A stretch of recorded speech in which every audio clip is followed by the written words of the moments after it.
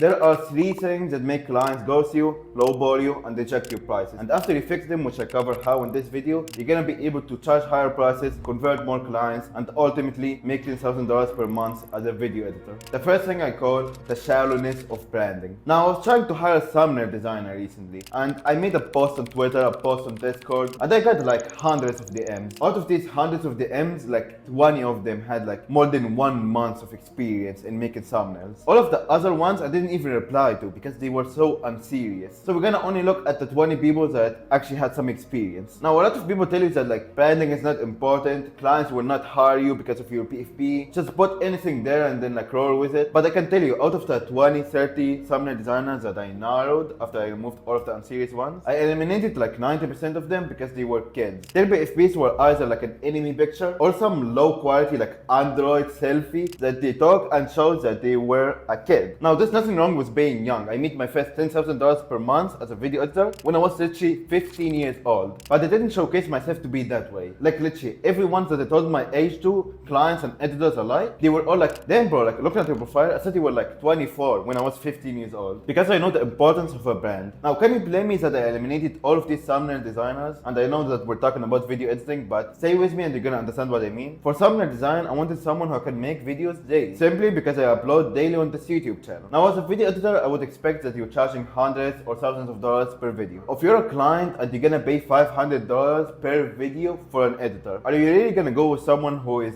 clearly 15 years old? You don't even have to be 15 years old, but if you have an enemy picture of a waifu, then like it or not, clients and everyone else will assume that you're unprofessional, that you're not gonna be able to deliver videos on time, which is super important for YouTubers, especially when there's deadlines for the sponsors. If they upload 1 minute late, you lose thousands of dollars because their contract becomes invalid. So I want you to look at your Twitter and ask yourself, if you were a YouTuber, would you trust yourself from the outside just looking in with thousands of dollars per month? Now, most editors are chronically online and like they were gamers before, so a lot of you guys watching this wouldn't have thought about all of this. But I can tell you, no matter where you're from, what your age is, and if your editing is good or not, you always need to show yourself in a professional manner. It doesn't have to be a white guy in a suit smiling, it just needs to be a logo and a short memorizable name. Now, logos can be literally innocent. If you look at logos of like billion-dollar companies, you wouldn't understand most of them. But as long as from the outside you don't look like a kid, then you're not gonna be one of the 90% of people that get their DMs deleted or ghosted just because they look like kids. Now, does this guarantee that they're gonna charge thousands per video? No, not at all. But at least it's gonna guarantee that you're not gonna get ghosted without clients even giving you a try. You at least guarantee that they're gonna check your portfolio first. And trust me, I coach hundreds of editors. 80% of your competition is just gonna get rejected just because they look unserious. They look like they just do editing as a hobby. So these are the 4 elements of social proof which can allow you to charge higher prices. That's basically like all of it. If you as an editor, when I click on your portfolio, you show me a lot of subscribers,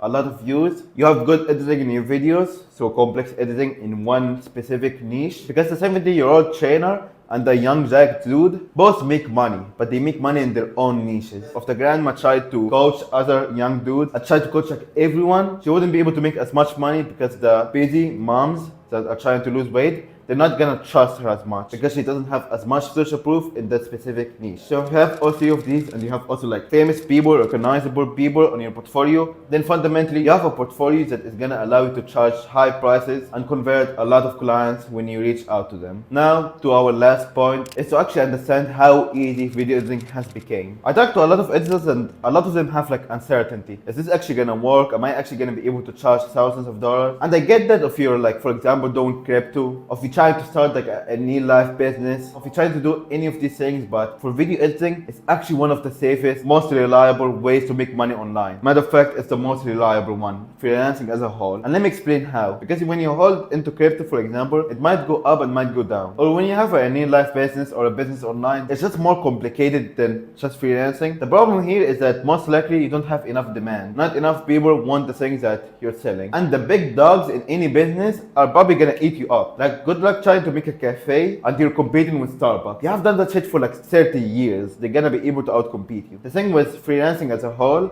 that there's like no big dogs that take up like the whole market, which makes it actually super fair for everyone. Because no matter how good an editor becomes, at the end of the day, he's gonna have to find a job and he's gonna work on it and he's not gonna have time to take all of the clients. And this constant recurring demand for video editors for a couple of reasons. First of all, new YouTubers start every day. You're gonna be surprised how much new YouTubers are willing to to pay for editing. They're ambitious, they have the budget for it, they just want to give it a try. Being a YouTuber is the most wanted job ever, and it has been growing since forever. There's always new YouTubers. But besides also new YouTubers, most clients want to expand their teams. You would assume that MrBeast has video editors already, but he started, for example, MrBeast Gaming recently, and the manager of that channel reached out to me because they're trying to expand their teams. And also, YouTubers always drop their editor for whatever reason, because they miss deadlines, they're unreliable. Most editors are complete bombs. Like going back to the thumbnail design thing, I ended up just making my thumbnails for myself because there literally is no thumbnail designer who makes good thumbnails, and who's like not faking his portfolio.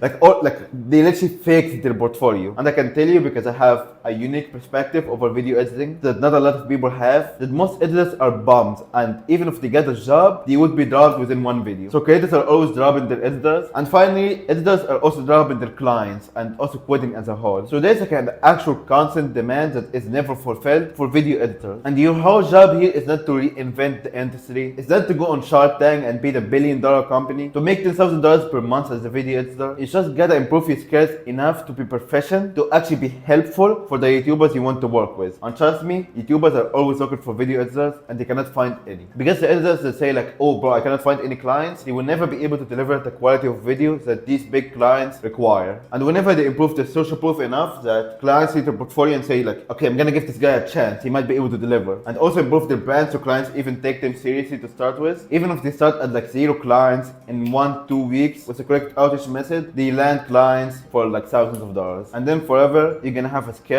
that if anything goes wrong, you're gonna be able to outreach and in 1 week make $1,000. Now, this last point isn't as actionable, but it's equally as important, because the editors that don't understand this take measuring competitions, for a lack of a better term, where they're trying so hard to compete with other editors, make insane 3D edits, hire a thumbnail designer, pay him like $1,000 to make a website that is super confusing but looks cool. You don't need to do all of that. You just need to get the basics down, set up your brand in a way that doesn't make you look like a kid, and improve your social proof using the 4 things that we have covered. Now, of course, I'm not gonna be able to put everything in a 10-minute video, because when you watch a video like this, you probably still doing your outreach wrong, you don't know how to improve your editing, and there are other stuff that are stopping you, and I want to help you as much as possible. If you have found this video useful, go click on this one next. You're gonna learn more stuff, and you're gonna basically make more money by watching it. I have gotten a lot of feedback that it's one of my best videos yet, so go watch that, and good luck.